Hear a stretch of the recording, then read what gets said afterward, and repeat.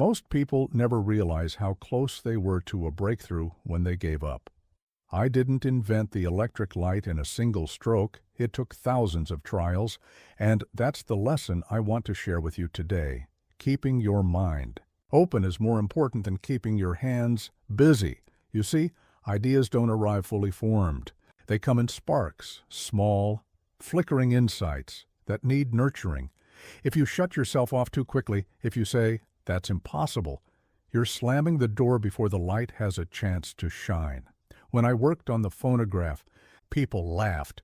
When I tested the storage battery, they doubted. But I kept the door open to failure, to learning, and to possibility. Curiosity is your greatest tool, not cleverness, not talent.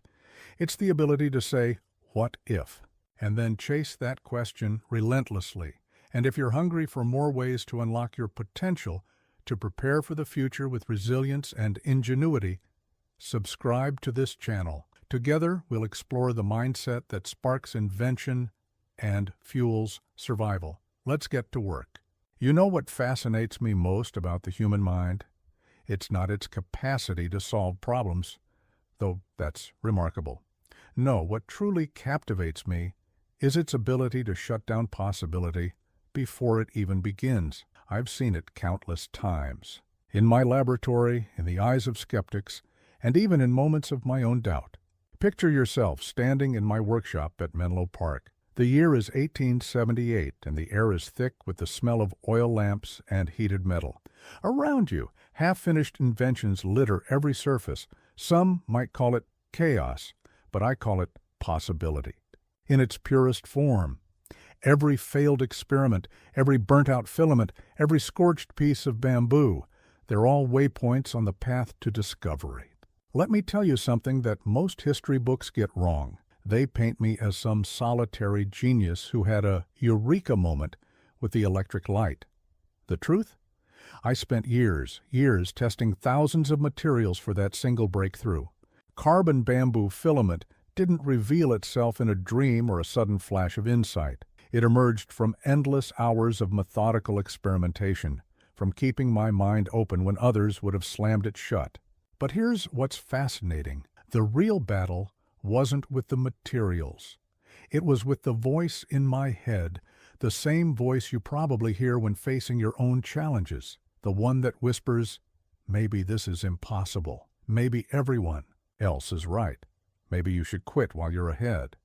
You see, the greatest enemy of possibility isn't failure, it's premature certainty. When you're absolutely certain something won't work, you've already lost. Your mind becomes a closed circuit, and no new ideas can flow through. I remember the day I first demonstrated the phonograph.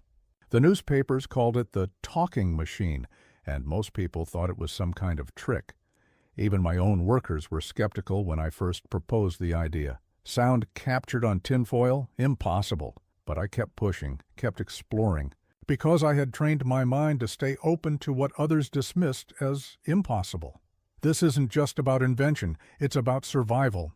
In today's world, the ability to keep your mind open to possibilities isn't just an advantage, it's a necessity. The future belongs to those who can adapt, who can see opportunities where others see dead ends. Think about the last time you faced a seemingly insurmountable problem. Did you explore every angle? Or did you let your mind snap shut at the first sign of difficulty? The difference between breakthrough and breakdown often lies in those crucial moments when you choose to keep pushing, keep questioning, keep exploring. I'm going to share with you the exact mental framework I developed over decades of invention, not just theories, battle-tested principles that have led to over 1,000 patents. Principles that transformed failure into stepping stones, that turned skepticism into fuel for progress. Because here's what I've learned. The electric light wasn't my greatest invention. Neither was the phonograph or the motion picture camera.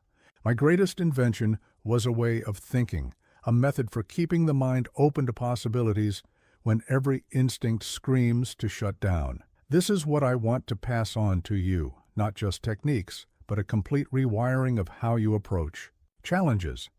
Because in a world that's changing faster than ever, The ability to keep your mind open to possibilities isn't just helpful, it's essential for survival. Are you ready to begin this transformation? To learn how to keep your mental circuits open when others short-circuit at the first sign of trouble? Then let's start where all great discoveries begin, with the willingness to be wrong 1,000 times on the path to being right once. That quote about the 10,000 ways, the newspapers loved it. They painted it as a clever quip, a moment of wit in the face of defeat. But they missed the deeper truth behind those words, a truth that's more relevant today than ever before. When I spoke those words, I wasn't trying to be clever. I was expressing a fundamental truth about how progress really works.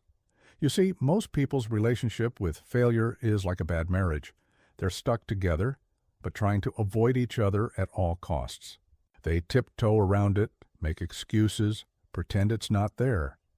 But in my laboratory, failure and I had a different arrangement.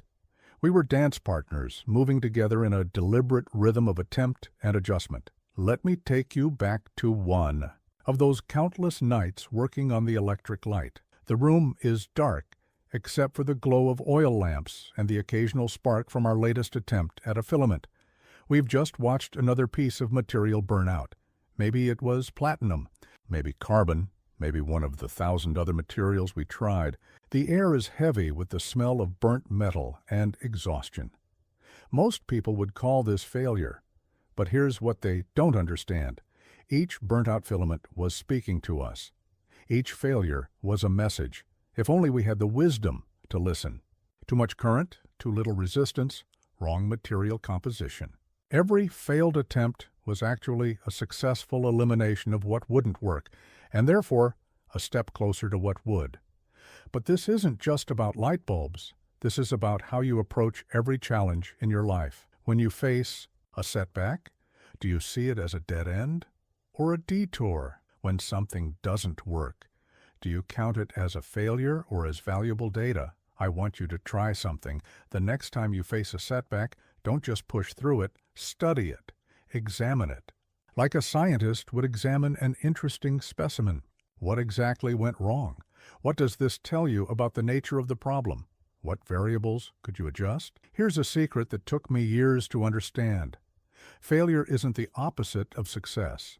It's a component of success. Every time something doesn't work, you've actually succeeded in eliminating one possibility from the equation. You're not going backwards, you're narrowing down the path forward. Think about a master locksmith working on a complex lock. Each attempt that doesn't open the lock isn't a failure. It's information about which combination doesn't work. With each try, they're not failing, they're gathering data. That's how you need to think about your own challenges. I remember one particular day when we'd been working on the storage battery for almost 5 years. 5 years of failures. One of my associates came to me, dejected, saying we had tried everything and it was time to give up. I looked at our laboratory notes, thousands of experiments documented in precise detail, and said, "We've not failed. We now know thousands of things that won't work. We're that much closer to finding what will." This isn't blind optimism. It's strategic persistence. It's the difference between stumbling in the dark and methodically eliminating shadows until you find the light. Every failure is actually a lesson if you have the wisdom to learn from it. But here's the crucial part. You have to document your failures. In my laboratory, we kept meticulous records of every experiment, successful or not. Each failure was cataloged, analyzed, understood, because sometimes what looks like a dead end in one project becomes the breakthrough in another. You need to develop this same systematic approach to your own challenges. Don't just fail and move on. Fail and learn. Fail and document. Fail and analyze. Because in that analysis, in that understanding, lies the seed of eventual success. And remember this, when people tell you something's impossible, what they're really saying is they've stopped looking for possibilities. That's when you need to lean in harder, look closer, try one more variation, because often the breakthrough comes right after the moment most people would quit. Let me share something personal. Do you know how many experiments we ran before finding the right filament for the electric light? over 6,000. Imagine if we'd stopped at 5,999. Imagine if we'd let any of those failures convince us to quit. The world might have waited years longer for reliable electric light. So next time you face a setback, remember, you haven't failed. You found another way that won't work. And that's valuable information. That's progress. That's one step closer to the way that will work. Because here's the truth about possibility. It often hides behind what looks like failure. Your job isn't to avoid failure. It's to keep your mind open enough to see the lesson in each attempt, to gather the data from each setback, and to keep moving forward with each new piece of information you gain. Are you ready to transform your relationship with failure, to see it not as your enemy, but as your teacher? Then let's continue this journey together, and I'll show you exactly how to make every failure a stepping stone to success. Most people think invention happens in a laboratory. They picture the physical tools, the wires, the chemicals, the machinery. But I'm going to tell you something that might surprise you. The most important workshop isn't the one filled with equipment. It's the one between your ears. Your mind is a workshop more sophisticated than any laboratory ever built. But like any workshop, it needs to be organized, maintained, and most importantly, it needs to be open for business. Let me show you how to turn your mind into an invention factory, a place where possibilities aren't just considered, they're manufactured. I developed a specific method for keeping my mind in a constant state of creative readiness. Think of it like maintaining a well-oiled machine. Every morning before the sun rose over Menlo Park, I would spend an hour in complete silence, not sleeping, thinking, training my mind to explore problems from every angle, like a jeweler examining a diamond under different lights. Picture your mind as a vast workspace. In one corner, you have your tools, your knowledge, your experiences, your skills. In another, you have your raw materials, the problems you're trying to solve, the challenges you face. But here's the crucial part. You need clear pathways between them. Most people's minds are cluttered with preconceptions, with "that's impossible," and "it can't be done." These are like obstacles scattered across your workshop floor, blocking the path between problem and solution. Let me give you a practical exercise I used regularly. Take any object in your room, let's say a coffee cup. Now spend 5 minutes thinking of all the ways it could be improved. Don't judge your ideas. Don't dismiss anything as impossible. Just let your mind wander through the possibilities. What if the handle was adjustable? What if the cup could maintain the perfect temperature? What if it could signal when it was empty? This isn't just a game, it's mental weightlifting. You're training your mind to stay open to possibilities, to resist the immediate urge to say, "that's impossible." Because here's what I've learned. The moment you say something's impossible, your mind stops working on it. It's like turning off the power to your mental workshop. I remember working on the motion picture camera. The conventional wisdom said, human vision couldn't process images faster than a certain speed. But instead of accepting that limitation, I kept my mind open to a different possibility. What if we could fool the eye into seeing continuous motion? That openness to possibility led to an invention that changed the world. Here's another technique I used, the power of incubation. When facing a particularly tough problem, I would deliberately step away from it. I'd work on something completely different, letting my subconscious mind, the backroom of my mental workshop, continue processing the problem. Often, the solution would appear when I least expected it, sometimes even in my dreams. But maintaining an open mind requires discipline. It's not enough to say, "I'm open to new ideas." You need to actively practice it. Every day I would challenge my own assumptions. If I thought something was impossible, I'd ask myself, why? If I believed something couldn't be done, I'd force myself to imagine how it could be. Think of your mind like a muscle. The more you exercise it in staying open to possibilities, the stronger it becomes. Start small. Take everyday problems and force yourself to find 3 different solutions. Don't worry about whether they're practical. Just keep your mental workshop running. Here's a secret I've never shared before. I kept a possibility journal. Every night, I'd write down 3 things that everyone thought were impossible. Then I'd spend a few minutes imagining how they might be achieved. Most of these ideas never went anywhere, but the practice kept my mind flexible, ready to recognize opportunity when it appeared. Your mental workshop needs the right environment, too.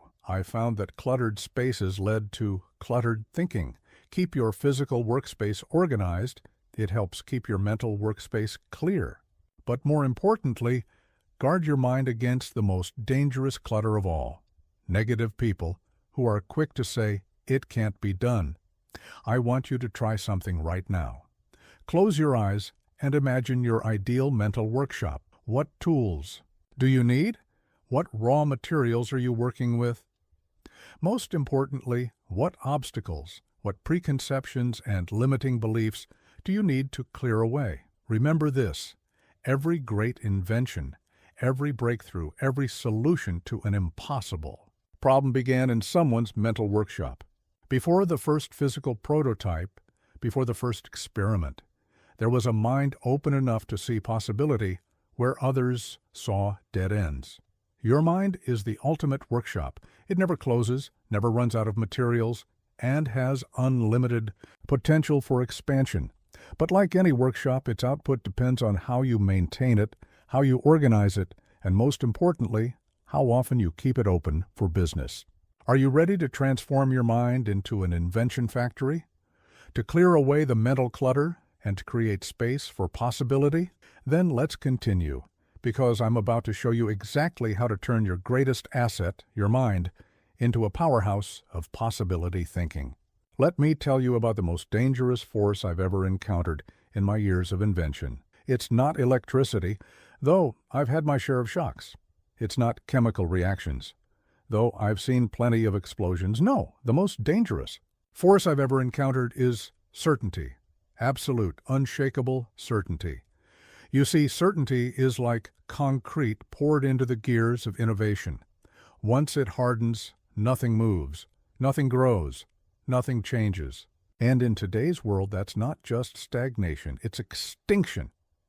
I remember when I first proposed the idea of electrical distribution. The experts were absolutely certain it couldn't work. Too dangerous, they said. Too expensive. Impossible to implement on a large scale. Their certainty was so complete, so unshakable, that they couldn't even see the possibility of a solution. But here's what fascinated me.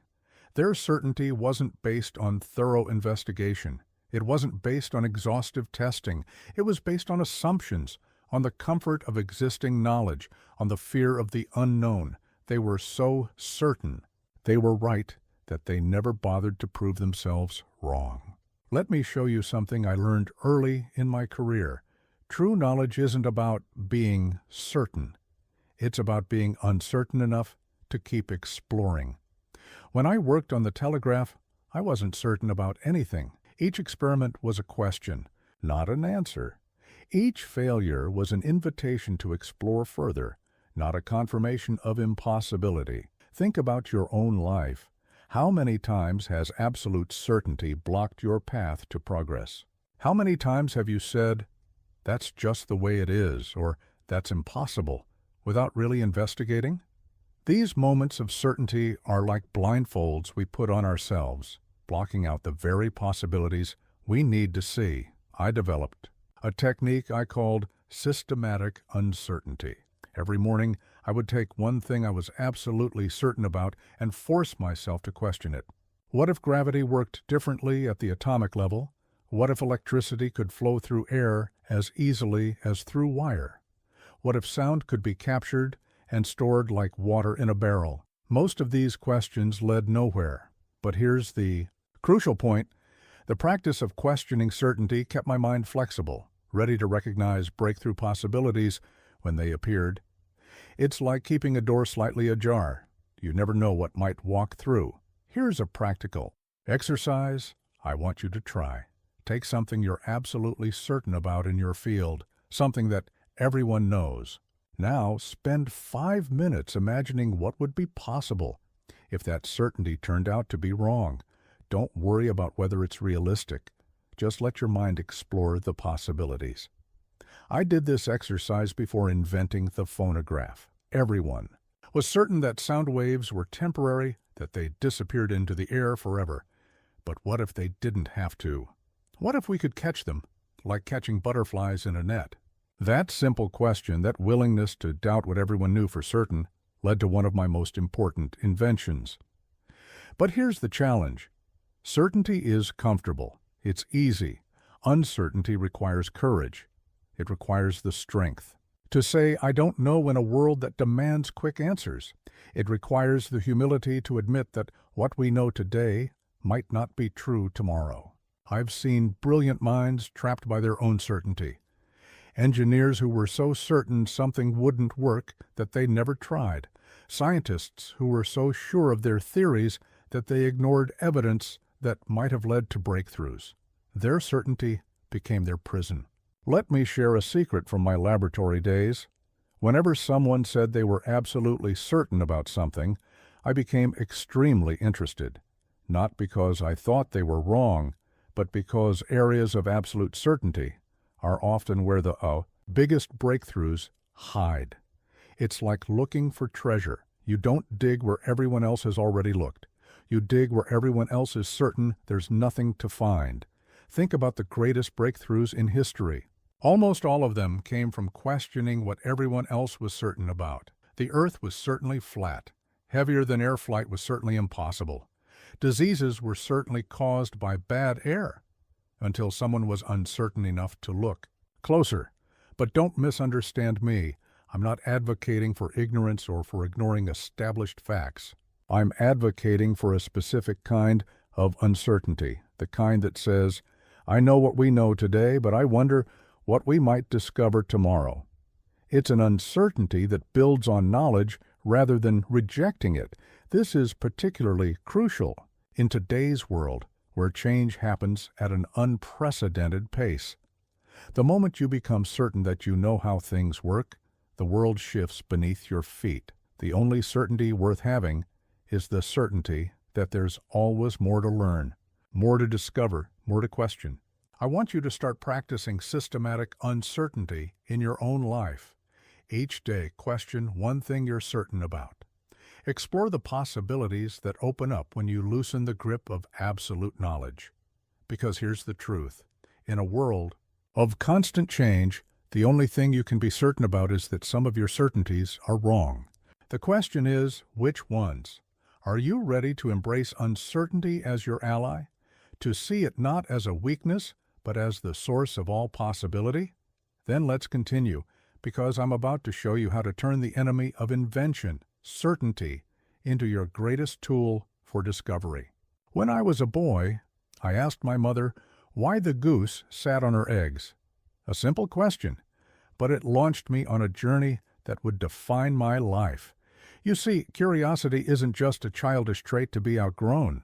It's the fuel that powers every great discovery, every breakthrough, every moment of human progress. Let me take you back to my childhood laboratory in the basement of our family home. I was 12 years old, surrounded by bottles of chemicals I'd collected, simple electrical equipment I'd cobbled together, and endless questions burning in my mind. My mother had given me that space after I'd nearly blown up the kitchen with them, one of my experiments. She understood something crucial. Curiosity needs room to breathe. But here's what most people get wrong about curiosity. They think it's about having answers. It's not. It's about having better questions. When I started working on the electric light, I didn't begin with solutions. I began with questions. Why does this material burn out? What if we tried a different gas in the bulb? What if we changed the current? Each question was like a key, unlocking another door in the maze of possibility. I developed what I call the 5 whys technique, long before it became popular in manufacturing. When faced with any problem or phenomenon, I would ask why 5 times in succession, each answer leading to a deeper question. It's like peeling an onion. Each layer reveals something new, something unexpected. Let me give you an example. When working on the phonograph, I started with a simple observation. The diaphragm of a telephone transmitter gives off sound vibrations. Why? Because sound waves make it vibrate. Why? Because sound energy is mechanical energy. Why? Because air molecules collide in patterns. Why? Because sound travels in waves. Why? Because energy propagates through matter in waveform. Each why took me deeper into understanding, closer to the breakthrough realization. If sound could make a membrane vibrate, could we reverse the process? Could a vibrating membrane recreate sound? This wasn't just idle curiosity, it was structured exploration, each question building on the last. But here's the crucial part. Curiosity must be cultivated. It's like a garden, left untended, it withers. I made it a daily practice to find something new to be curious about. Every morning, I would pick up an ordinary object and ask myself, what don't I know about this? What could be improved? What if we approach this differently? Try this exercise. Take something you use every day, your phone, your coffee cup, your pen. Now, write down 20 questions about it, not just surface questions, but deep ones.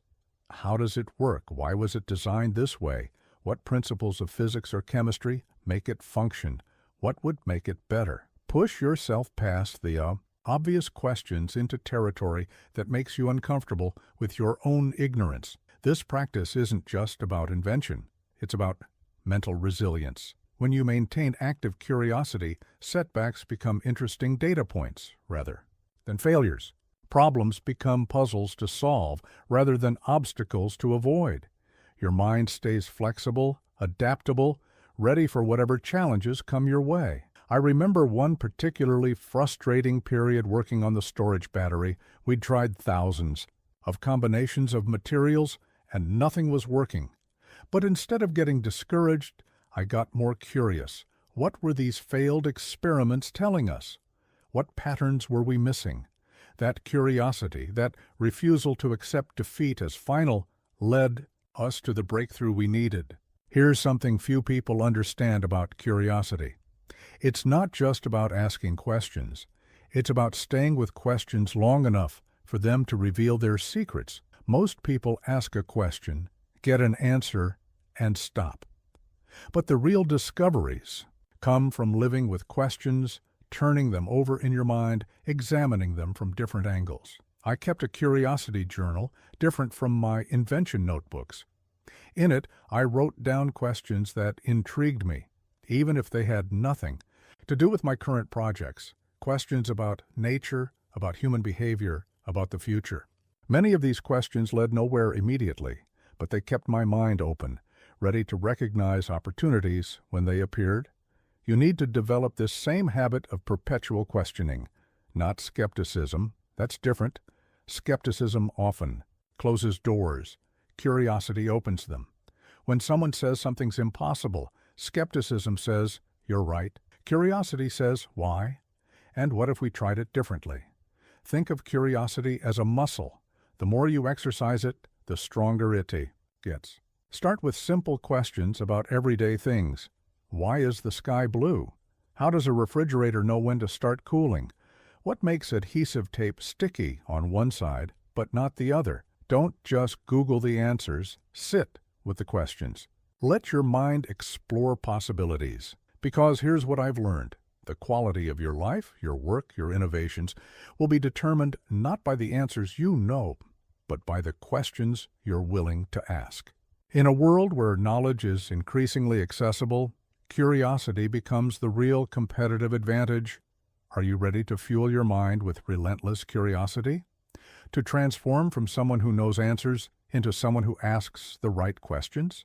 Then let's continue, because I'm about to show you how to turn curiosity from a casual interest into a powerful tool for discovery. Have you ever noticed how the most profound discoveries often come wrapped in the most unexpected packages? Let me tell you about a moment in my laboratory that changed how I think about innovation forever. We were working on the telephone transmitter, trying to improve its clarity when something went wrong. The device produced a strange, scratching noise, a mistake, a flaw, an unwanted outcome, most people would have fixed it and moved on. But that unexpected sound captured my attention. It sounded almost like vibrations being recorded. That moment of unexpected discovery led directly to the development of the phonograph. But here's what's fascinating. It wasn't the accident itself that mattered. It was the ability to listen. To the unexpected, to recognize possibility in what others would dismiss as failure. I've developed what I call the art of noticing, a systematic approach to catching these unexpected signals that most people miss. Think of your mind as a radio receiver. Most people tune it to a narrow band, filtering out anything that doesn't match their expectations. But the real breakthroughs often broadcast on frequencies we're not expecting to hear. Let me share a technique I used in my laboratory. Whenever an experiment produced unexpected results, we had a strict protocol. Before trying to fix the problem, we would spend 15 minutes exploring it. What caused this unexpected outcome? Could it be useful in some other context? What principles of nature were revealing themselves through this supposed mistake? I remember one day when we were working on the incandescent light bulb. We noticed that some of our failed bulbs were blackened on the inside. Most people would have seen this as simple contamination, another failure to clean up. But we listened to the unexpected. That blackening led us to discover the Edison effect, the emission of electrons from a heated filament. This discovery later became the foundation for the entire field of electronics. Here's an exercise I want you to try. For the next week, keep what I call an unexpected journal. Every day write down 3 things that didn't go as planned, not just failures, but any unexpected outcomes. Then, force yourself to spend 5 minutes exploring each one. What possibilities might be hiding in these surprises? But listening to the unexpected requires more than just attention. It requires courage. The courage to look foolish by pursuing what others would dismiss. The courage to question your own assumptions when reality presents something unexpected. The courage to admit that maybe, just maybe, your mistake is actually a door to something new. I developed a habit in my laboratory that often puzzled my assistants. Whenever an experiment failed in an interesting way, I would say, write that down, especially that. Not just what we were trying to do, but what actually happened, because I learned that nature often answers questions we haven't thought to ask yet. Think about the discovery of penicillin. Fleming wasn't trying to discover antibiotics. He was listening to the unexpected story told by a contaminated petri dish. Think about the discovery of X-rays, of radioactivity, of vulcanized rubber. All came from someone paying attention to what others would have dismissed as mistakes or contamination. Here's another technique I used, the what else practice. When we discovered something worked for one purpose, I would always ask, what else could this do? The phonograph was originally conceived as a way to record telephone messages. But by staying open to unexpected possibilities, we found it could do so much more. Preserve music, capture historical speeches, create entire new industries. But there's a deeper principle at work here. When you train yourself to listen to the unexpected, you develop what I call possibility awareness. Your mind becomes attuned to opportunity in all its forms, even when it comes disguised as failure. It's like developing a new sense, one that can detect potential where others see only problems. I want you to understand something crucial. The unexpected is nature's way of telling us we don't know as much as we think we do. Every surprise, every anomaly, every unexplained result is actually an invitation to explore, but you have to be willing to accept that invitation. In my years of invention, I've learned that nature speaks to us constantly through the unexpected, through the anomalies in our experiments, through the surprises in our observations, through the mistakes in our work. But we often don't hear these messages because we're too busy trying to force reality to match our expectations. Here's a practice I want you to adopt. When something unexpected happens in your work, resist the immediate urge to fix it. Instead, spend the first few moments in genuine curiosity. Ask yourself, what is this telling me? What possibility is trying to emerge here? Make this your default response to surprise. Remember the story of the phonograph scratching sound? That wasn't just luck. It was prepared perception. I had trained myself to notice and explore the unexpected. And this is a skill you can develop too. Start small. Pay attention to the small surprises in your daily work. What patterns emerge? What possibilities reveal themselves when you stop dismissing the unexpected and start exploring it? Because here's the truth about innovation. The next breakthrough, the next revolution, the next transformation in how we live and work, it's probably already showing itself to us through unexpected results, through anomalies, through surprises that most people are too busy to notice. Are you ready to develop your own capacity for listening to the unexpected? To train your mind to recognize possibility in surprise? Then let's continue, because I'm about to show you exactly how to turn the unexpected from your enemy into your greatest ally in the quest for breakthrough thinking. Let me tell you something that might surprise you. The image of me working alone in my laboratory, single-handedly inventing the future, is one of the most damaging myths in the history of innovation. The truth, every major breakthrough I ever achieved was the result of collaboration, of minds working together, of ideas building upon ideas. When I built Menlo Park, the world's first industrial research laboratory, people thought I was crazy. Why share your workspace with others, they asked. Won't they steal your ideas? But I understood something fundamental about innovation.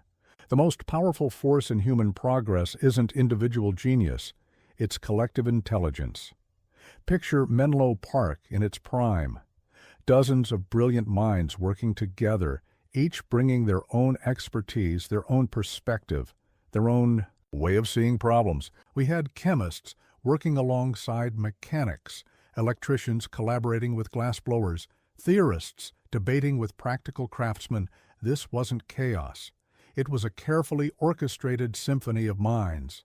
I developed what I call the mutual mind enhancement principle.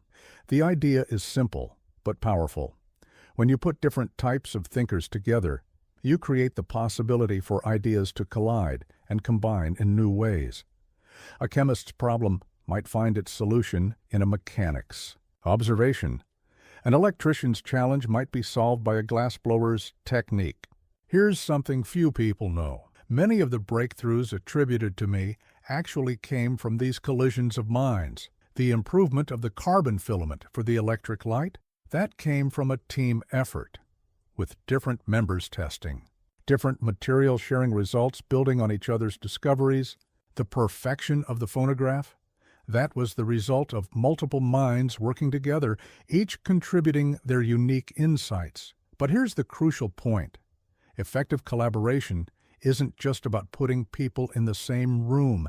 It's about creating an environment where ideas can flow freely, where hierarchy doesn't stifle innovation, where failure is seen as a collective learning opportunity rather than an individual shame. I developed specific techniques for fostering this kind of collaborative innovation. One of my favorites was what I called the cross-pollination session. Every week, we would gather the entire team, and each person would share their current challenges. But here's the twist. Solutions could only come from people working in different fields. The chemist's problem had to be approached by the mechanic, the electrician's challenge tackled by the glassblower. Try this in your own work. Next time you face a stubborn problem, force yourself to explain it to someone from a completely different field. Don't just seek their solution. Pay attention to how they think about the problem. Often the breakthrough comes not from their answer, but from their way of seeing the question. I remember one particular day when we were struggling with the design of the kinetograph, the first motion picture camera. We had been approaching it as a mechanical problem, but it was a team member with a background in photography who made the crucial observation about light and persistence of vision that led to our breakthrough. But collaboration isn't just about solving problems, it's about seeing them differently. In my laboratory, we had a practice called Fresh Eyes Friday. Every Friday afternoon, we would walk around to each other's workstations and look at ongoing projects. No explanations allowed, just fresh observations from fresh perspectives. The insights that emerged from these sessions were often revolutionary. Here's another technique I developed, the idea chain. When someone had an idea, instead of immediately evaluating it, we would pass it around the room. Each person had to add something to it, build upon it, expand it in some way. By the time it had made the full circuit, that initial spark had often grown into something none of us could have conceived alone. Think about your own work environment. How often do you actively seek out different perspectives? How often do you create opportunities for ideas to collide and combine? Innovation isn't just about what you know, it's about how you connect with what others know. I want you to understand something profound. The lone genius is a myth that holds us back. It makes us think we have to figure everything out alone, that asking for help is a sign of weakness, that collaboration somehow diminishes our own contribution. Nothing could be further from the truth. The real skill in innovation isn't having all the answers. It's knowing how to draw out and combine the knowledge that exists in other minds. It's about creating an environment where ideas can flow freely, where different perspectives can combine and recombine in new ways. Here's a practice I want you to adopt. Start building your own innovation network. Find people who think differently than you do, who have different expertise, different backgrounds, different approaches to problems. Don't just network, actively create opportunities for your ideas to collide with theirs.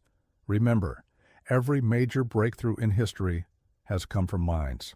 Working together, building on each other's insights, challenging each other's assumptions, combining and recombining ideas in new ways. The light bulb, the phonograph, the motion picture camera, these weren't just my inventions.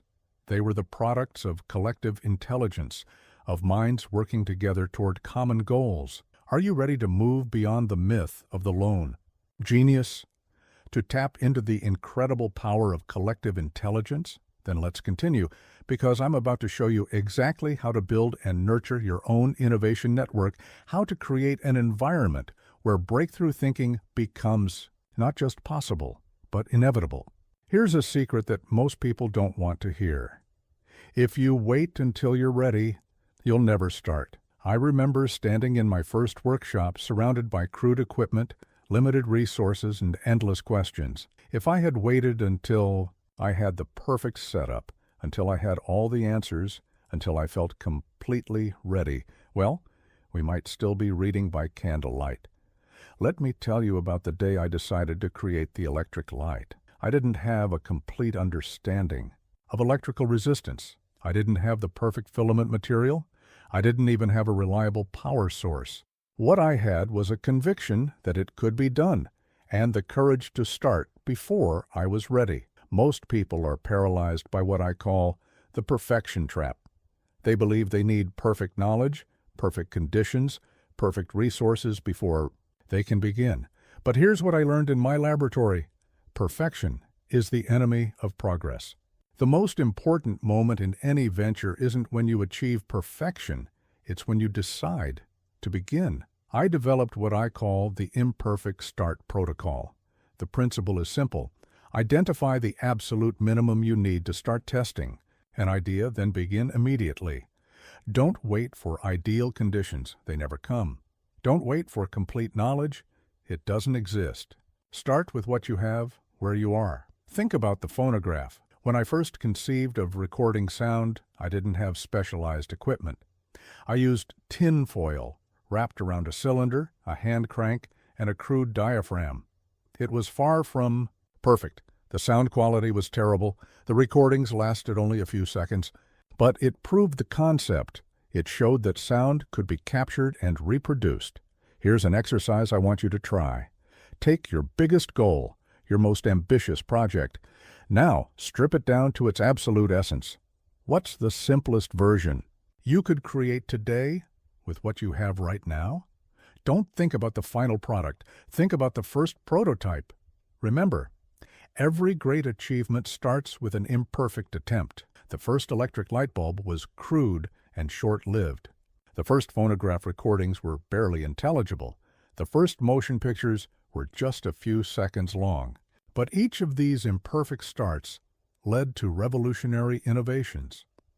I developed a technique I called progressive prototyping. Instead of trying to create the perfect version immediately, we would build the simplest working model possible. Then we would improve it step by step, learning from each iteration. This approach taught us more in a week of actual testing than we could have learned in a month of theoretical planning. Let me share something personal. When I started my first business venture, I had no experience in commercial enterprises. I didn't know about marketing, distribution, or financial management. But I started anyway. I learned as I went, adapted as I failed, improved as I grew. If I had waited until I felt ready, I might have spent my life working for others instead of creating my own path. Here's another principle I discovered. Action creates clarity. When you start before you're ready, when you jump in despite your uncertainties, the path forward becomes clearer. Problems that seemed insurmountable from a distance become solvable when you're actively engaging with them. Think about learning to swim. You can study swimming techniques, watch others swim, analyze water dynamics, but at some point, you have to get in the water. And here's what's fascinating. The moment you enter the water, your understanding of swimming changes completely. Theory meets reality, and real learning begins. I want you to understand something crucial. Starting before you're ready isn't reckless, it's strategic.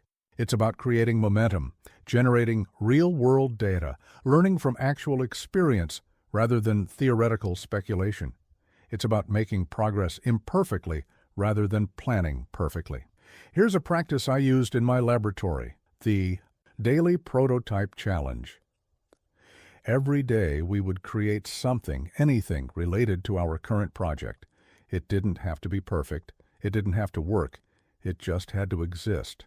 This practice kept us moving forward, kept us learning, kept us from getting stuck in endless planning. But there's more to starting before you're ready than just taking action. It's about developing a mindset that values progress over perfection, learning over knowing, doing over planning. It's about understanding that readiness is a myth. You become ready by starting, not by waiting. Think about your own life. How many opportunities have you missed because you were waiting to be ready? How many ideas have remained unexplored because conditions weren't perfect? How many potential breakthroughs have been lost to the perfection trap? I developed what I call the Start Now framework. It's simple. Identify one small action you can take today toward your goal, no matter how imperfect or incomplete it might be. Then take that action. Tomorrow, identify another action, and another. Each step builds momentum, each attempt teaches lessons, each failure brings you closer to success. Remember this, every major innovation in history started with someone who wasn't quite ready, who didn't have all the answers, who faced uncertainty and doubt. But they started anyway. They understood that the perfect moment never arrives. You have to create it by beginning. Are you ready to break free from the perfection trap? To start before you're ready, to learn through action, rather than waiting for certainty? Then let's continue, because I'm about to show you exactly how to turn imperfect beginnings into breakthrough innovations. People often ask me about the secret to innovation. They expect to hear about brilliant insights or technical breakthroughs. But here's something that might surprise you. One of the most crucial elements of any great achievement isn't intellectual at all. It's physical. Your mind needs energy to explore possibilities, and that energy comes from your body. Let me take you back to the long nights at Menlo Park when we were developing the electric light.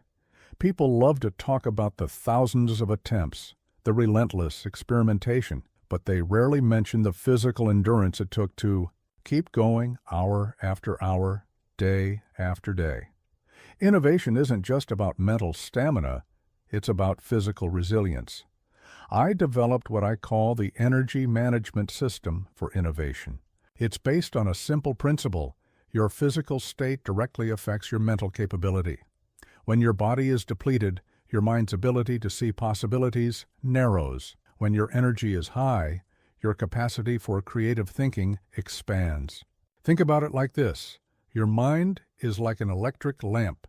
It needs a steady supply of power to shine brightly. If the current fluctuates or weakens, the light dims. All the knowledge in the world won't help you if you don't have the energy. To use it effectively, here's something few people know about my work routine. I structured my day around energy, not just time. I would work in intense bursts, typically 90 minutes, followed by short periods of complete rest. Not just mental rest, physical rest. Sometimes I'd take a quick nap in my laboratory. Other times, I'd go for a walk in the gardens around Menlo Park. I want you to try something I call the energy audit. For 1 week, track your energy levels hour by hour. Notice when you feel most alert, most creative, most capable of seeing possibilities. Notice also when your energy dips, when your thinking becomes clouded, when possibilities seem to shrink. This isn't just about time management, it's about energy management. But here's what's fascinating. Physical energy isn't just about strength or endurance. It's about resilience, the ability to maintain high performance over long periods.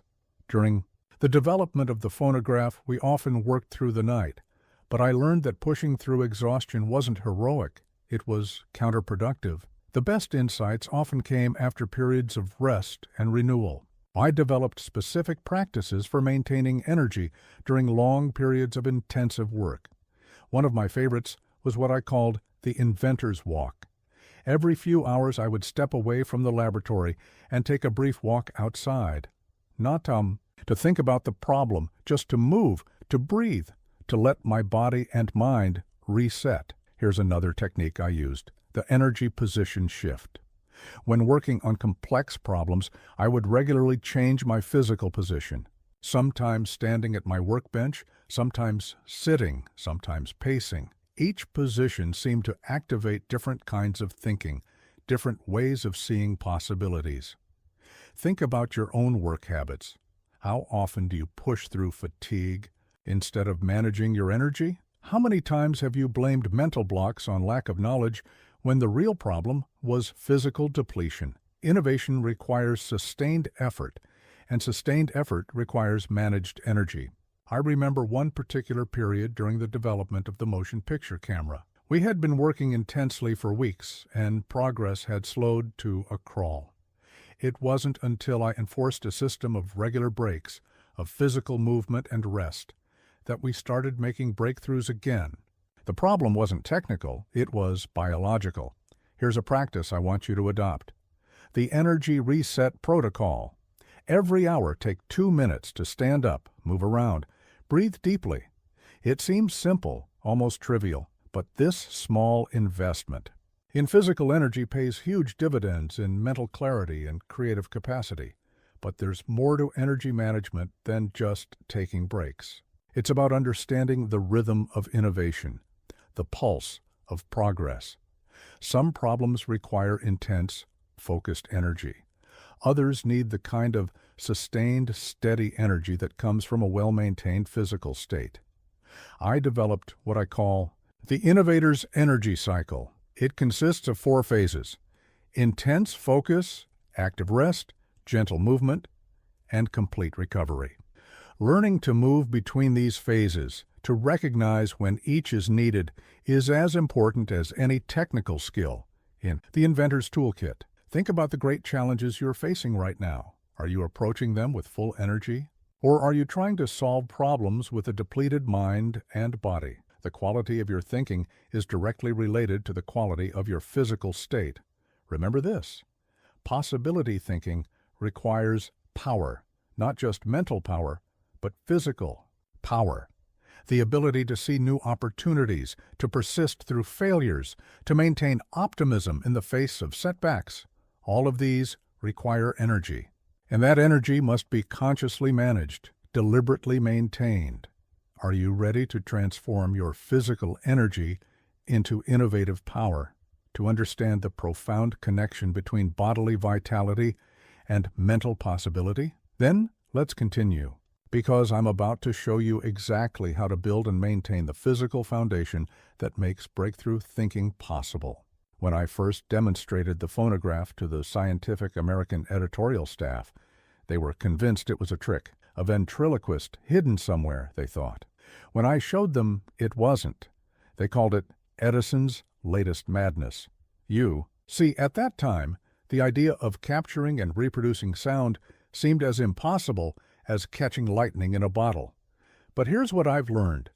When the world calls you crazy, you might be onto something revolutionary. The label of crazy often means you're pushing against the boundaries of what people believe is possible. And that's exactly where the biggest breakthroughs happen. Let me share something I've never told anyone before. The night before I first demonstrated the electric light to the public, I sat alone in my laboratory, looking at the glowing filament. People had said it was impossible. The greatest scientists of the age had declared it couldn't be done. The gas companies had spent fortunes trying to convince everyone that electric light was a dangerous fantasy. And there I was, watching the impossible glow before my eyes. I developed what I call the resistance radar. When I encounter strong resistance to an idea, especially from experts in the field, I don't back down, I lean in, because often the intensity of the resistance is directly proportional to the potential for breakthrough. The more people insist something is impossible, the more interested I become in proving them wrong. Think about your own ideas, the ones you've kept quiet because they seemed too outlandish. What if that very quality, their apparent impossibility, is actually a signal of their potential? What if the voice telling you, "That's crazy," is actually pointing you toward your next breakthrough? Here's a technique I used throughout my career, the Crazy Idea Journal. Every day I would write down at least one idea that seemed completely impossible. Not just difficult, impossible. Then, instead of dismissing these ideas, I would spend time exploring them. What would make them possible? What assumptions would need to change? What technologies would need to exist? I remember when I proposed the idea of recording sound. People didn't just think it was impossible, they thought it was absurd. Sound, they said, is a vibration in the air. It disappears the moment it's created. You might as well try to catch the wind in a net. But that very impossibility intrigued me. If sound was a vibration, why couldn't we capture that vibration? If we could see waves in water, why couldn't we record waves in air? But here's what's crucial. Being called crazy isn't enough. You need to combine that willingness to pursue impossible ideas with rigorous methodical work. I developed what I call the controlled crazy protocol. For every wild idea, we would create a systematic testing process. We might be pursuing the impossible, but we would do it with scientific precision. Think of it this way. When you're working on truly revolutionary ideas, being called crazy is not a bug. It's a feature. It's a sign that you're pushing beyond the boundaries of current thinking, exploring territory that others are too afraid or too conventional to explore. I want you to try something. The next time someone tells you an idea is crazy, don't defend it. Thank them. They've just given you valuable information. They've told you you're pushing against the boundaries of what they believe is possible. And that's exactly where you need to be if you want to create something revolutionary. Here's another principle I discovered. Crazy ideas need incubation time. When I first conceived of the motion picture camera, I didn't announce it immediately. I let the idea develop in the protected environment of my laboratory, away from the skeptics and naysayers. Only when we had working prototypes did we reveal it to the world. But there's more to handling skepticism than just ignoring it. You need to develop what I call possibility resilience, the ability to hold on to your vision even when everyone around you says it's impossible. This isn't about being stubborn or ignoring valid criticism. It's about distinguishing between technical challenges that need to be solved and mental barriers that need to be broken. I remember the day a prominent scientist visited my laboratory and declared that the electric light would never be practical. He had calculations, theories, expert opinions, all proving it was impossible. But what he didn't have was the willingness to question his own assumptions. His certainty about what was impossible became his prison. Here's a practice I want you to adopt: the Impossible List Challenge. Every week, write down 3 things that experts in your field say are impossible. Then spend time exploring each. 1. Don't try to solve them immediately. Just explore the assumptions behind why they're considered impossible. Often you'll find that impossible really means impossible using current methods, or impossible based on current assumptions. Think about the greatest innovations in history. At some point, every one of them was considered impossible, impractical, or just plain crazy. Flight was impossible until the Wright brothers proved it wasn't. Instantaneous global communication was a fantasy until it wasn't. Electric light was a fool's errand until it illuminated the world. Remember this: the world's knee-jerk reaction to truly revolutionary ideas is almost always the same. That's crazy. But what they're really saying is, that doesn't fit within my current understanding of what's possible. And that's exactly where you need to be if you want to create something revolutionary. Are you ready to wear the label of crazy as a badge of honor? To use skepticism as a compass pointing toward breakthrough possibilities? Then let's continue, because I'm about to show you exactly how to turn the world's doubt into fuel for your innovations. When I built Menlo Park, people thought I was mad to locate my laboratory in what was essentially a field in the middle of nowhere. Why not build in the city, they asked. Why isolate yourself? But I understood something fundamental about innovation. Your environment shapes not just how you work, but how you think. Let me take you inside Menlo Park during its prime. Picture a space designed not just for work, but for possibility thinking. Every surface held potential tools for discovery. Windows were positioned to capture natural light throughout the day. The layout encouraged both focused work and spontaneous collaboration.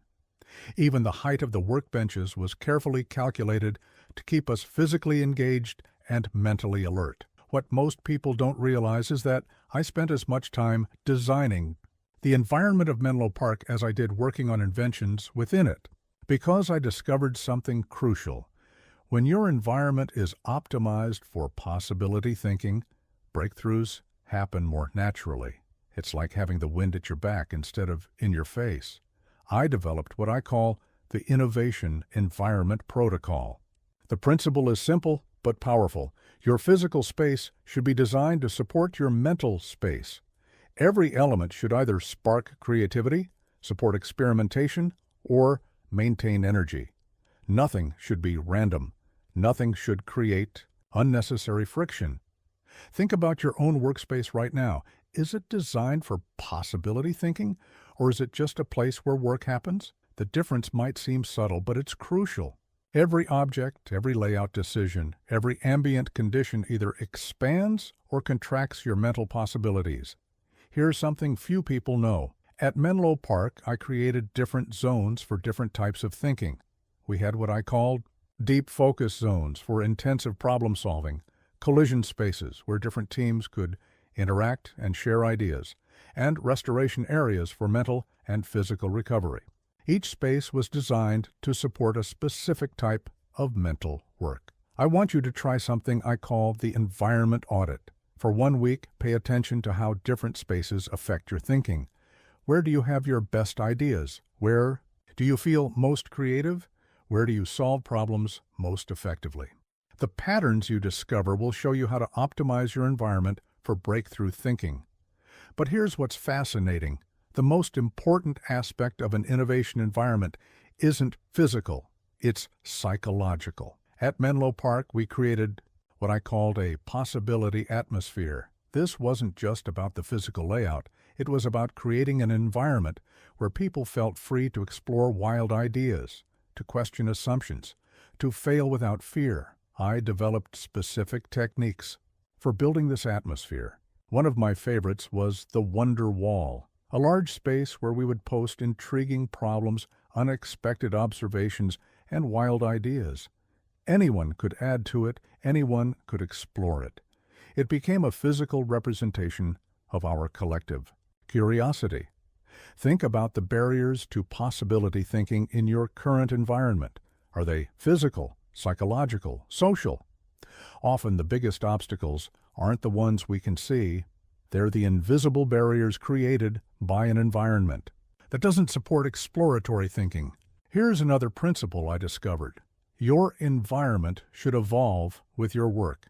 At Menlo Park, we constantly adjusted our space based on what we were learning. If a particular layout wasn't supporting breakthrough thinking, we changed it.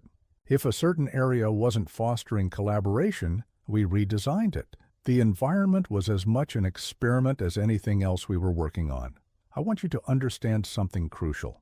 Your environment isn't just where you work. It's a tool for possibility thinking. Just as a microscope extends your vision, a well-designed environment extends your capacity for innovative thought. It's not about luxury or aesthetics. It's about creating conditions that support breakthrough thinking. Consider this. When we were working on the electric light, we didn't just need the right materials and equipment. We needed an environment that supported thousands of experiments that could handle both success and failure, that could maintain energy and focus through long periods of trial and error. The environment wasn't just a backdrop. It was an active participant in the innovation process. Here's a practice I want you to adopt: the Environmental Enhancement Protocol. Each week, make one small change to your workspace designed specifically to support possibility thinking. Maybe it's adding a space for capturing random ideas. Maybe it's creating a better area for focused work. Maybe it's improving the lighting or air quality. Small changes compound over time. Remember this: your mind doesn't operate in a vacuum. It's constantly responding to and being shaped by your environment. If you want to think differently, start by creating an environment that supports different thinking. If you want to see new possibilities, create a space that makes those possibilities more visible. Are you ready to transform your environment into a tool for possibility thinking? To create a space that actively supports breakthrough innovation? Then let's continue, because I'm about to show you exactly how to build an environment that makes the impossible feel inevitable. Every morning at Menlo Park, I would gather my team and ask them a single question: what don't we know?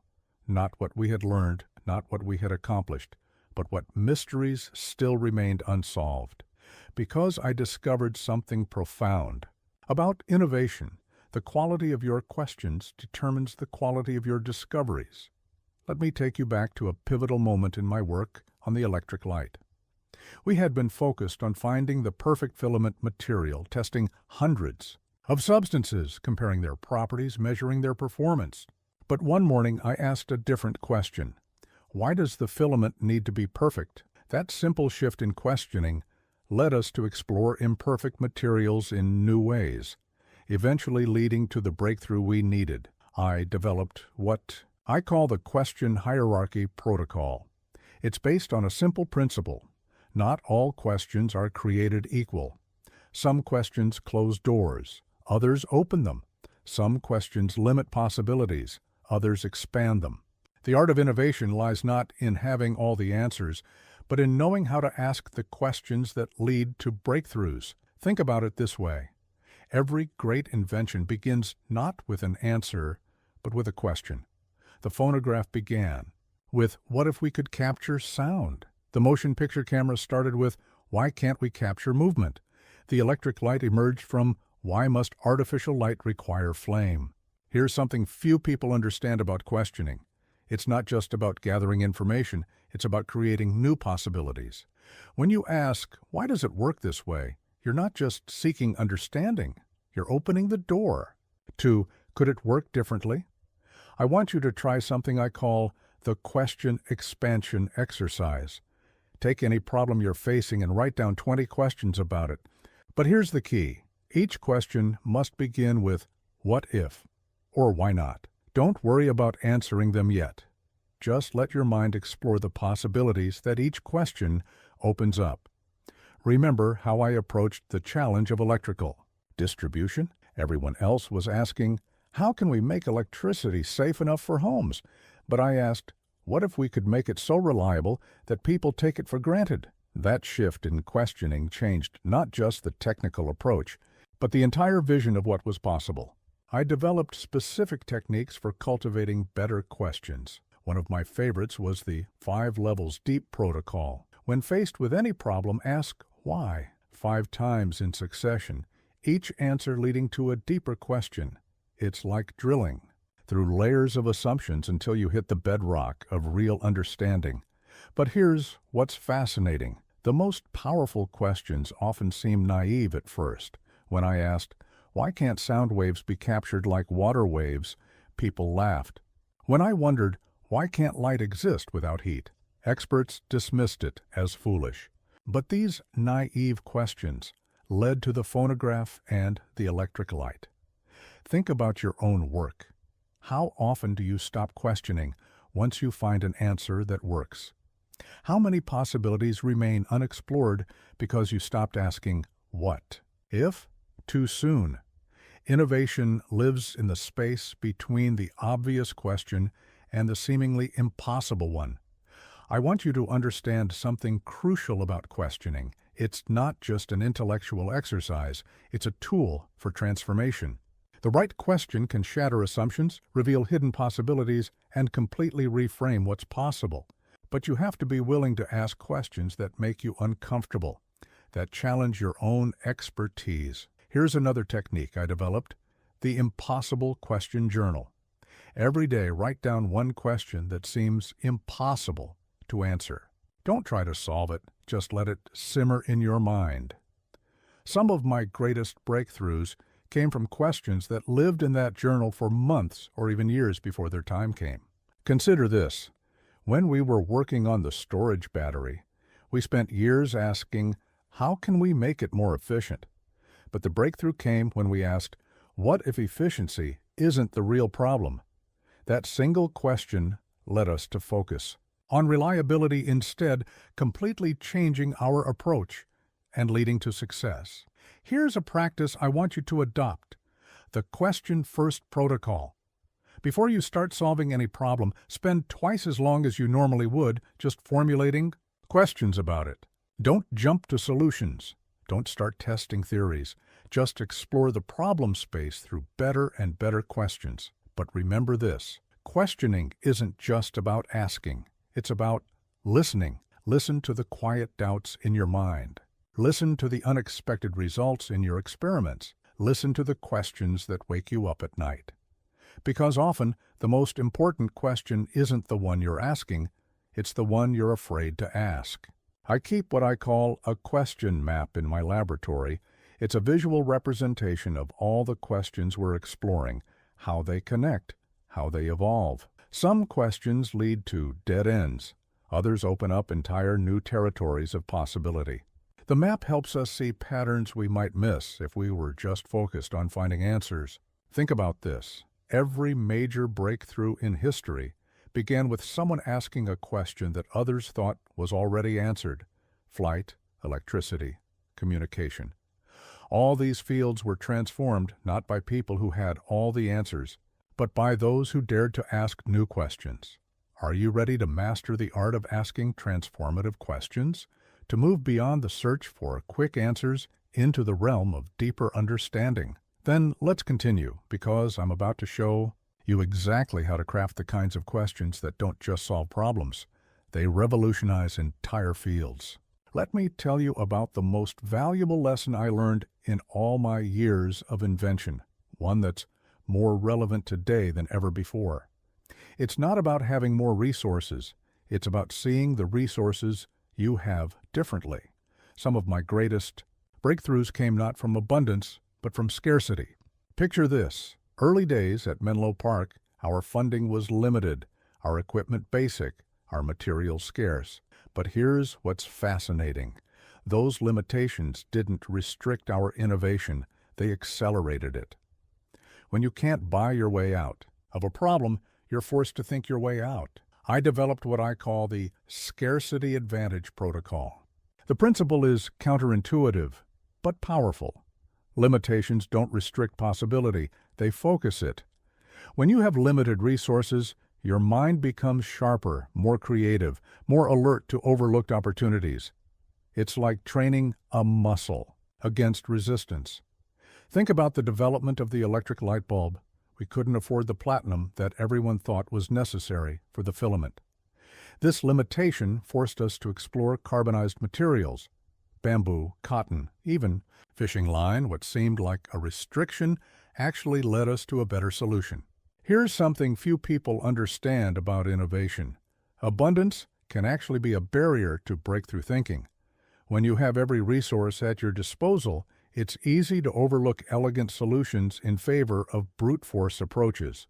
But when resources are scarce, you're forced to be clever. I want you to try something I call the resource restriction exercise. Take a current challenge you're facing and imagine you have only half the resources you think you need. Now, how would you solve it? Don't focus on what you're missing. Focus on what you can do with what you have. Remember the story of the phonograph? The first prototype was made largely from pieces of other machines, parts from a telegraph, bits of tin foil, a hand crank. We didn't have specialized equipment, but that very limitation forced us to see the possibility in ordinary objects to reimagine their potential. I developed specific techniques for turning scarcity into advantage. One of my favorites was the alternative resource inventory. Before starting any project, we would list not just the obvious resources we needed, but every possible substitute. What else could serve this function? What could we adapt or repurpose? But here's what's crucial. Scarcity thinking isn't about deprivation. It's about optimization. It's about finding the elegant solution hidden beneath the obvious one. When we were developing the electrical distribution system, our limitation wasn't technology, it was cost. This forced us to design a system that was not just effective, but efficient. Think about your own challenges. How often do you assume you need more resources to solve a problem?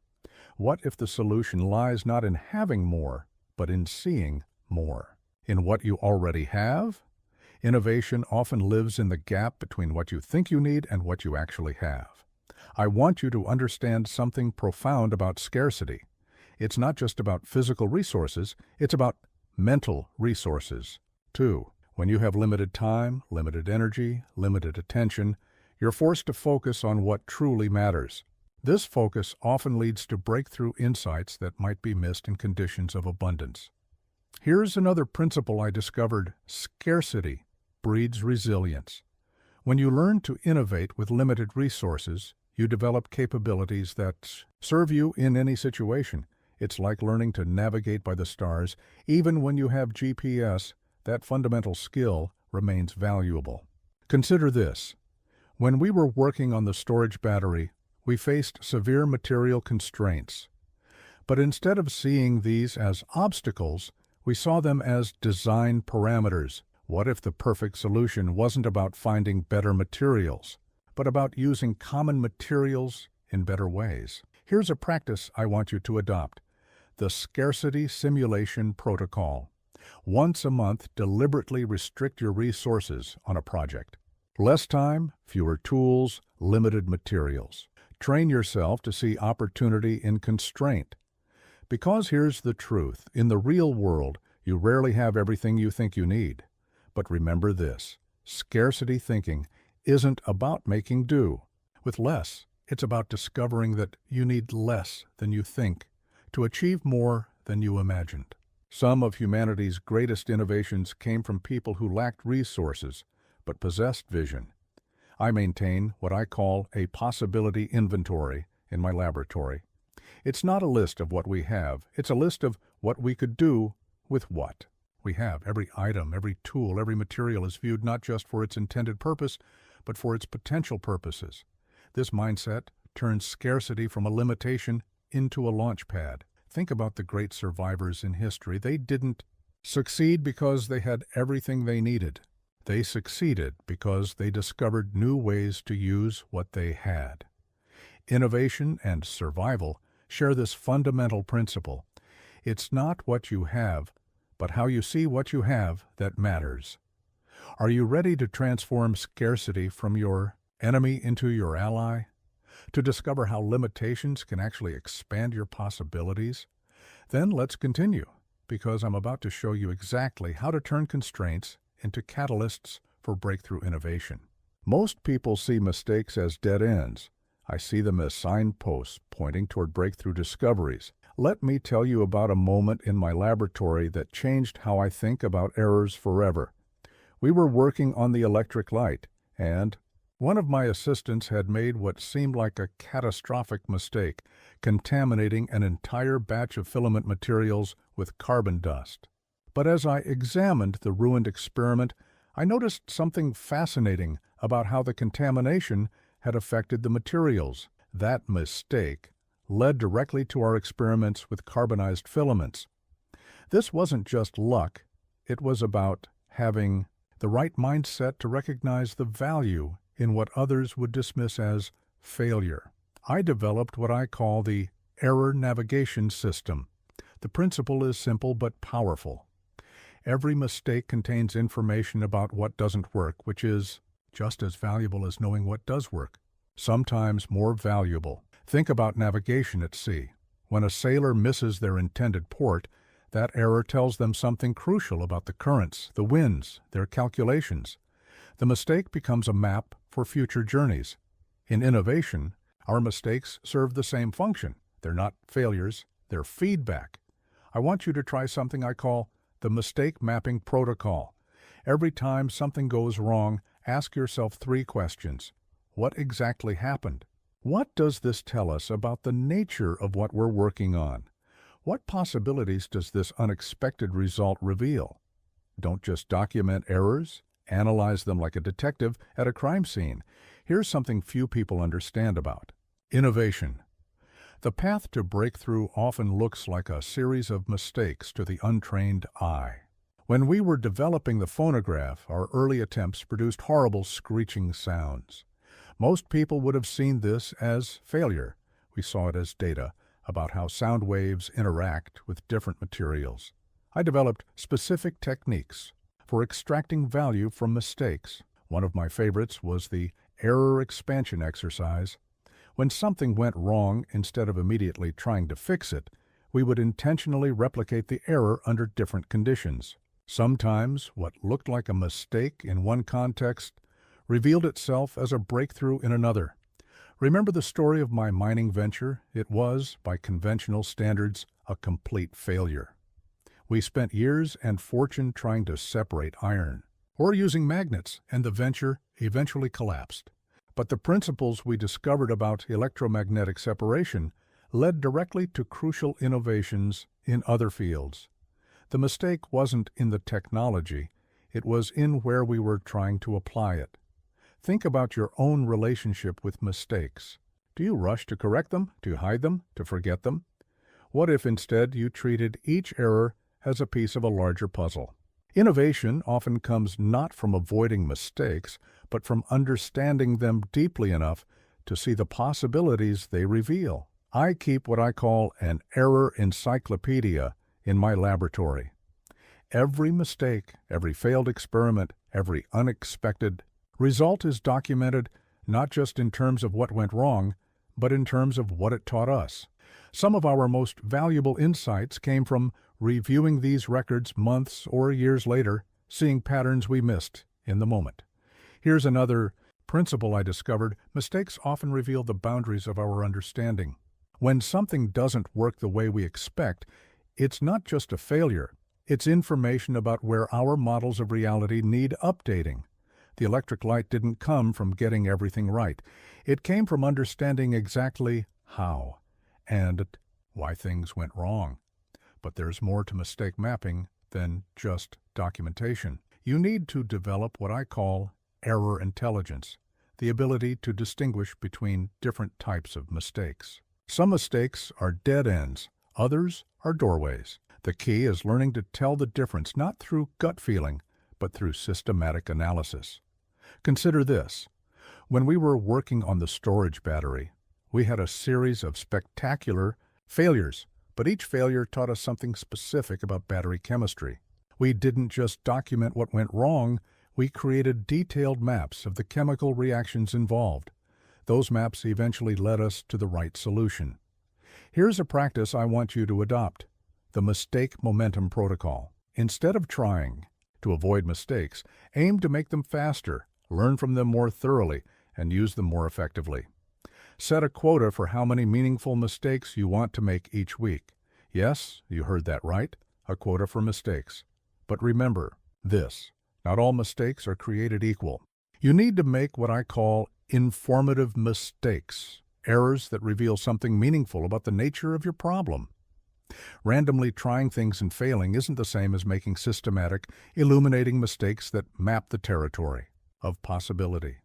Think of it this way: every significant breakthrough in history came after a series of well-documented, well-understood mistakes.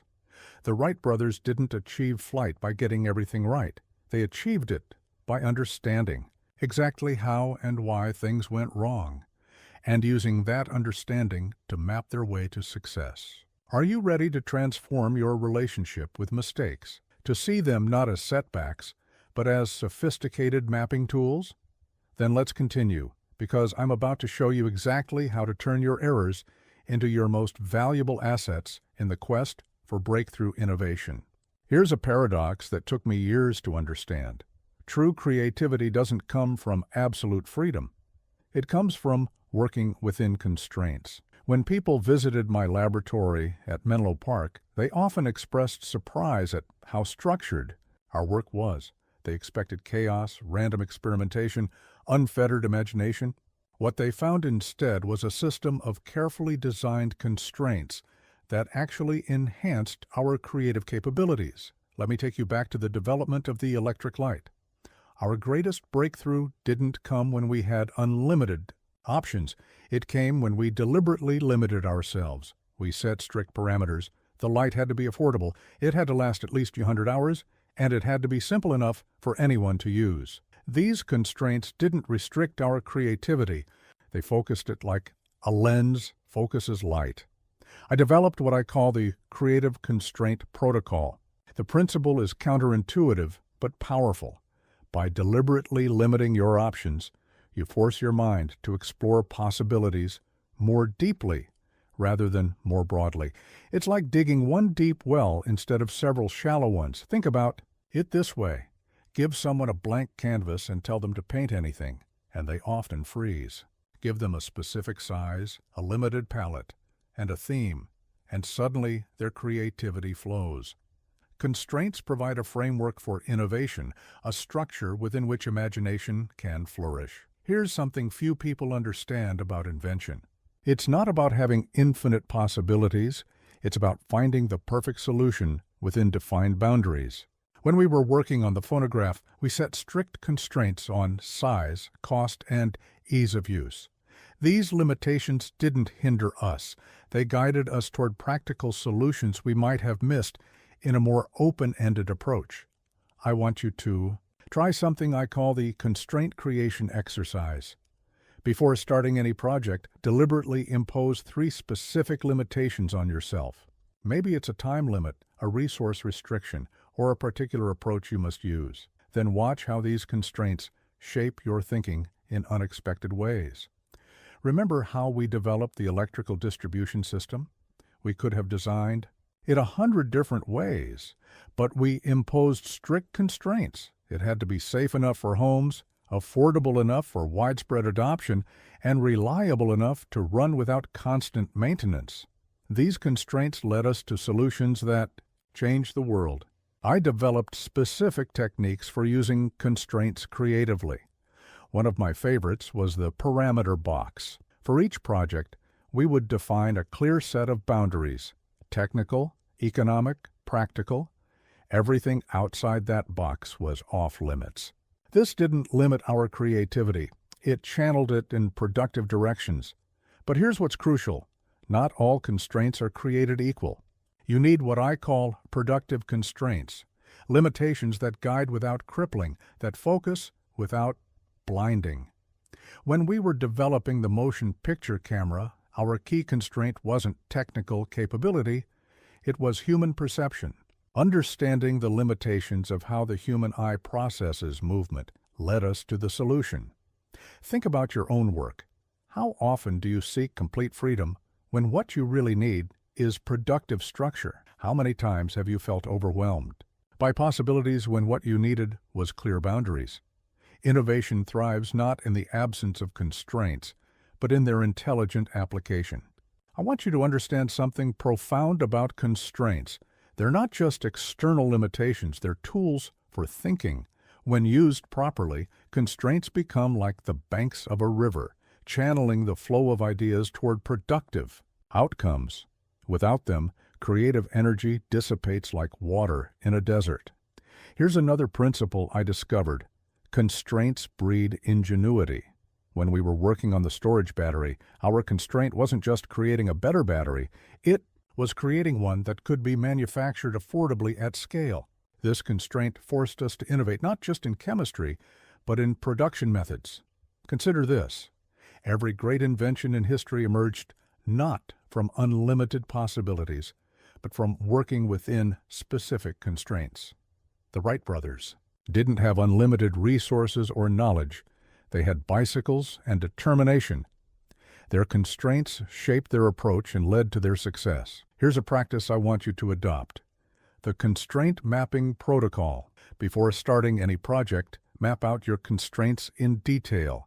Technical limitations, resource boundaries, time restrictions, they're all part of your creative landscape. Don't fight them. Use them as guidelines for innovation. But remember this, the art lies in choosing the right constraints. Too few, and your thinking becomes unfocused. Too many, and you stifle possibility. I developed what I call the 3-constraint rule. Every project should have 3 primary constraints that shape its development. More than that becomes restrictive. Fewer than that leads to drift. Think about the most elegant solutions you've ever encountered. Chances are they emerged not from unlimited freedom, but from working within well-defined constraints. The best innovations aren't those that ignore limitations. They're those that embrace them and turn them into advantages. I maintain what I call a constraint catalog in my laboratory. For each project, we list not just our limitations, but how each constraint might guide us toward innovative solutions. Some of our greatest breakthroughs came not from fighting against constraints, but from letting them guide our thinking in new directions. Are you ready to transform your relationship with constraints? To see them not as obstacles, but as creative tools?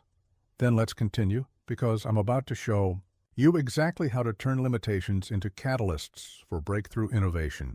Let me tell you about the most important invention I ever created, though you won't find it in any patent office. It's a system for protecting and nurturing the innovative spark in your mind, even when the world seems determined to extinguish it. Because here's what I learned through thousands of experiments. The greatest threat to innovation isn't technical failure, it's mental fatigue. Picture this. It's 3 a.m. at Menlo Park, and we've just watched our 2000th attempt at a working light bulb filament burnout. The team is exhausted, demoralized, questioning everything. That's when I developed what I call the mental resilience protocol, a systematic approach to maintaining innovative thinking under extreme pressure. The principle is simple but powerful. Your mind, like any sophisticated instrument, needs protection from both external and internal interference. It's not enough to just push through exhaustion or doubt. You need a deliberate system for maintaining mental clarity and creative energy. I want you to try something I call the resilience inventory exercise. Take a moment to identify your 3 biggest sources of mental drain, the things that most often dampen your innovative spirit. Now for each one, we're going to develop a specific countermeasure, a mental circuit breaker that prevents complete shutdown. Here's something few people understand about innovation. It's not just about having great ideas, it's about maintaining the mental stamina to pursue those ideas through countless setbacks. When we were developing the storage battery, we faced 13 years of failure. What kept us going wasn't blind optimism. It was a systematic approach to mental resilience. I developed specific techniques for protecting innovative thinking. One of my favorites was the perspective shift protocol. When facing a seemingly insurmountable problem, we would deliberately change our viewing angle, sometimes literally, by looking at our experiments from different physical positions. This simple act often prevented mental fixation and renewed our creative energy. Remember this: every major breakthrough comes with its own psychological challenges. The electric light wasn't just a technical challenge, it was a test of mental endurance. I learned to treat doubt, frustration, and fatigue not as enemies to be fought, but as signals that needed to be managed. Think about your own innovative journey. How often have you abandoned promising ideas not because they were technically impossible, but because you ran out of mental energy? Innovation requires more than just intelligence. It requires psychological sustainability. I developed what I call the energy protection grid. It's a systematic approach to identifying and eliminating the things that drain your innovative energy. Physical fatigue? Schedule regular renewal periods. Mental exhaustion? Create spaces for complete disconnection. Social drain? Build boundaries around your creative time. But here's what's crucial. Mental resilience isn't about being tough or pushing through. It's about being smart with your psychological resources. I learned to treat my mental energy like a precious material in the laboratory, something to be carefully managed, protected, and renewed. Consider this. When we were working on the motion picture camera, we faced not just technical challenges, but psychological ones. The sheer complexity of the problem could be overwhelming. That's when I developed the mental segmentation technique, breaking down overwhelming challenges into psychologically manageable pieces. Here's another principle I discovered. Innovation requires what I call emotional equilibrium. When you're too excited, you miss details. When you're too discouraged, you miss opportunities. The key is developing systems to maintain steady, sustainable engagement with your work. I want you to understand something profound about mental resilience. It's not a personality trait, it's a skill that can be developed and improved. Just as we can train our bodies for physical endurance, we can train our minds for innovative endurance. Think about the greatest innovations in history. They didn't just require technical brilliance, they required the mental resilience to persist. Through countless failures, setbacks, and doubts, the Wright brothers didn't just need aerodynamics, they needed psychological stamina. Here's a practice I want you to adopt: the daily resilience ritual. Start each day by reinforcing your mental protection systems. Review your goals, acknowledge potential challenges, and mentally prepare your response to setbacks. This isn't about positive thinking, it's about practical preparation. But remember this: mental resilience isn't about never feeling doubt or fatigue. It's about having systems in place to manage these inevitable challenges. I developed what I call the doubt recycling system, a way to transform questioning and uncertainty into fuel for innovation rather than barriers to progress. Are you ready to build your own mental resilience system to protect and nurture your innovative spark through any challenge? Then let's continue, because I'm about to show you exactly how to maintain unwavering innovative thinking, even in the face of seemingly impossible obstacles. The key to sustaining innovation isn't just having good ideas, it's having the mental infrastructure to support long-term innovative thinking. Every major breakthrough I achieved came not just from technical knowledge, but from having systems in place to protect and sustain the mental energy needed for innovation. Think about it this way. Your mind is like a delicate instrument capable of detecting possibilities that others miss. But like any sensitive instrument, it needs protection, calibration, and regular maintenance. The better you protect your mental equipment, the more reliable your innovative output becomes. Are you ready to transform your approach to mental resilience? To build systems that protect and enhance your innovative thinking? Then let's continue, because I'm about to show you exactly how to create an unshakable foundation for breakthrough innovation. The greatest invention isn't the light bulb, the phonograph, or any single device. It's the ability to see tomorrow's possibilities in today's challenges. Let me share something I've never told anyone before. Every night before leaving my laboratory at Menlo Park, I would spend an hour thinking not about what we had accomplished that day, but about what the world would need in 10, 20, even 50 years. This wasn't idle daydreaming. It was strategic foresight. I developed what I call the Future Navigation System, a methodical approach to not just preparing for the future, but actively shaping it. Because here's what I learned through decades of invention. The future doesn't just arrive, it's built, one possibility at a time, by those who can see it coming. Think about this. When I started working on the electrical distribution system, most people could barely imagine having one light bulb. But I wasn't building for their present. I was building for a future where electricity would be as common as air, where every home would be illuminated, where machines would transform daily life. That vision wasn't just a dream. It was a blueprint. I want you to try something I call the future mapping protocol. Take any current challenge you're facing and project it forward 20 years. What will this problem look like then? What new factors will influence it? What solutions might become possible? This isn't about prediction. It's about preparation. Here's something few people understand about innovation. It's not just about solving today's problems. It's about anticipating tomorrow's needs. When we were developing the phonograph, I wasn't just thinking about recording sound.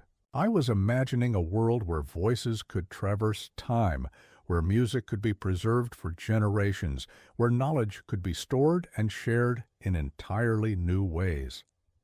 I developed specific techniques for future-focused thinking. One of my favorites was the possibility chain analysis. For any current technology or challenge, we would map out potential developments 3 steps ahead. What might this lead to? Then what? And after that? This systematic approach to future thinking led to some of our most important breakthroughs. Remember this: the greatest opportunities often lie not in solving existing problems, but in preparing for ones that haven't emerged yet. When I worked on the storage battery, I wasn't just responding to current needs, I was preparing for a future where portable power would become crucial for human progress. Think about your own approach to the future. Are you just reacting to changes as they come, or are you actively preparing for possibilities that others haven't recognized yet?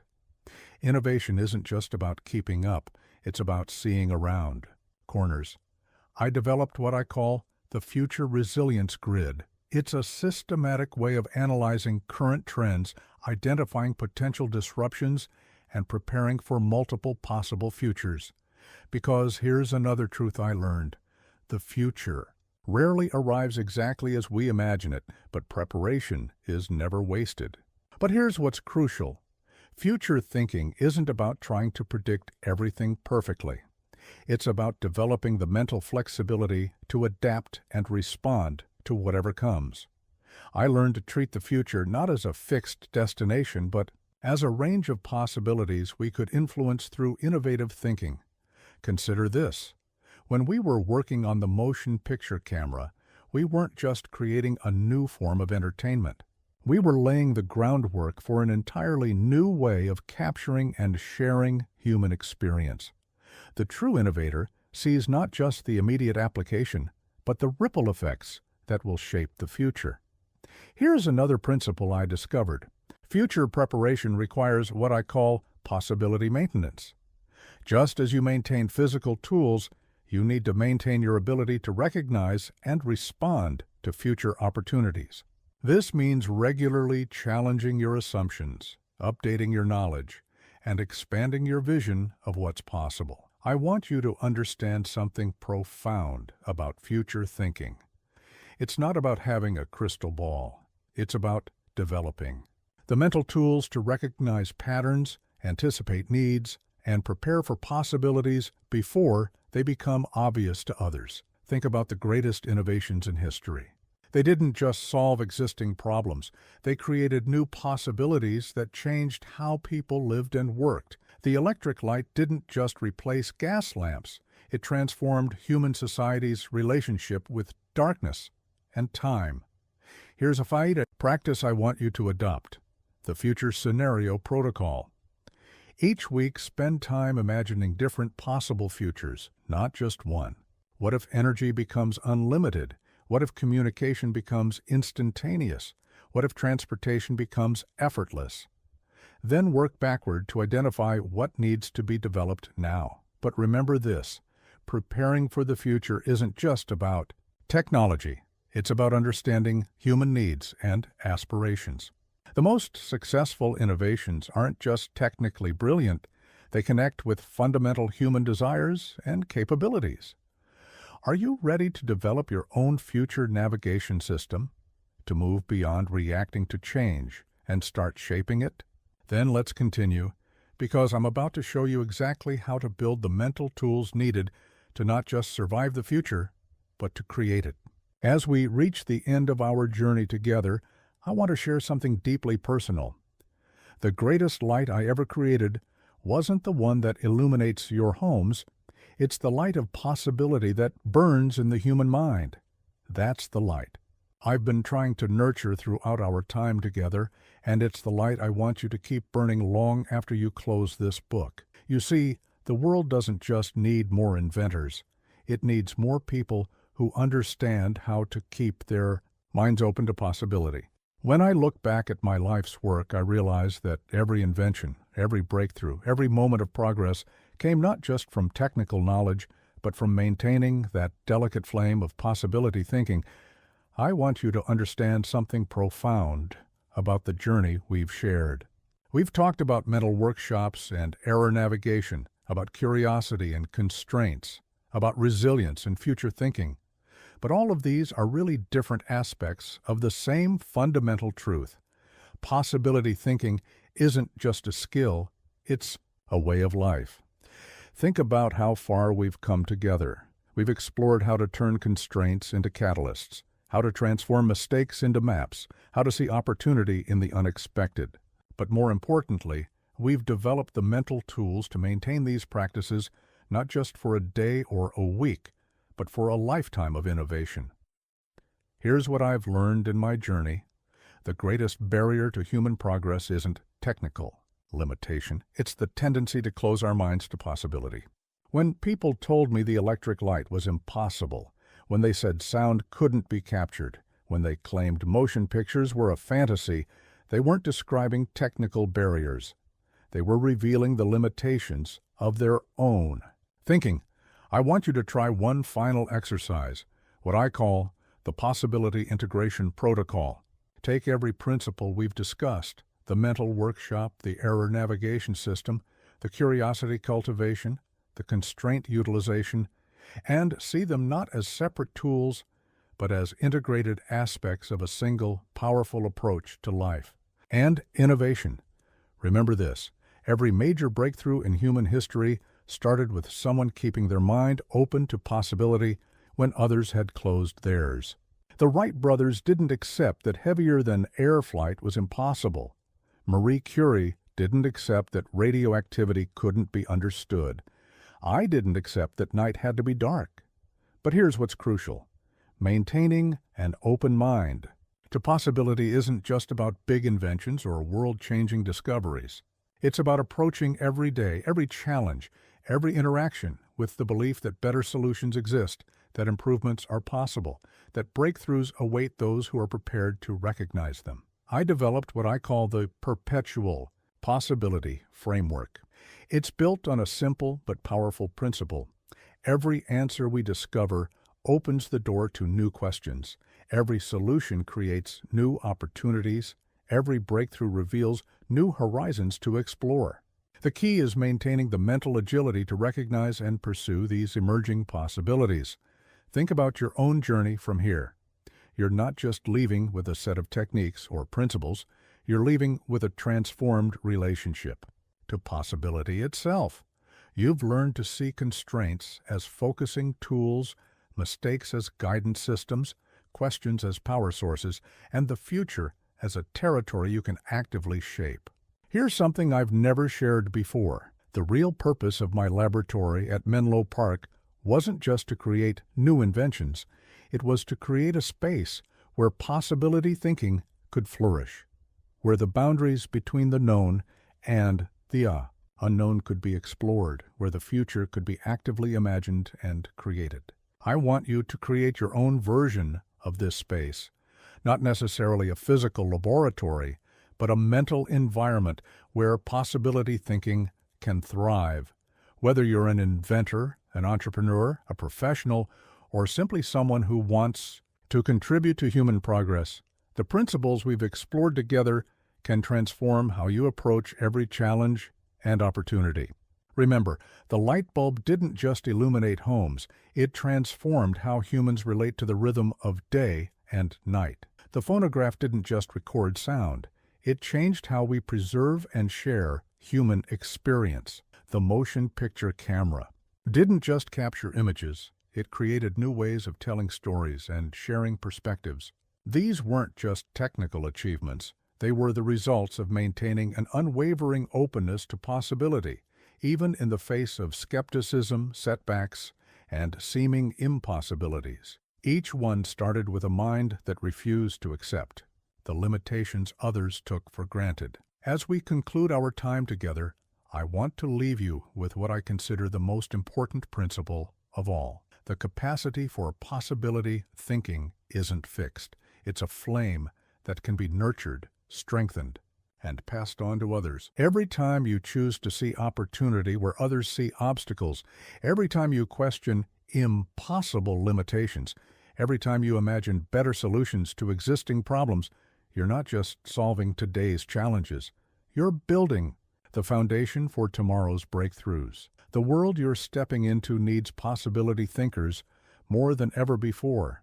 It needs people who can see beyond current limitations, who can imagine better solutions, who can maintain their innovative spirit even in the face of setbacks and skepticism. It needs you to keep that light of possibility burning bright. Are you ready to carry this flame forward? To maintain your openness to possibility, not just today or tomorrow, but as a lifelong commitment to human progress? Then welcome to a different kind of life. One where every challenge is an opportunity, every setback is information, and every day brings new possibilities to explore. Keep that light burning bright. The future is waiting for your contributions.